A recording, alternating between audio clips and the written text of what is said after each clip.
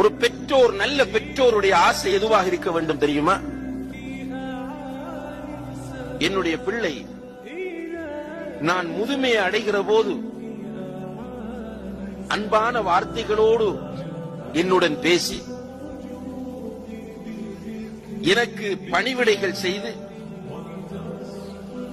என்னை கண்ணியப்படுத்தி நான் மௌத்தான பிறகு அவனுடைய சுஜூதுகளிலும் அவனுடைய தொழுகைகளிலும் தஹஜ்ஜத் வேளைகளிலும் எனக்காக வேண்டி ரப்பிர்ஹம்ஹுமா கமா ரப்பயானி ஸகீரா என்று துஆ செய்கிற பிள்ளையாக வர வேண்டும் என்ற கனவுதான் முதலில் பிறக்க வேண்டும்.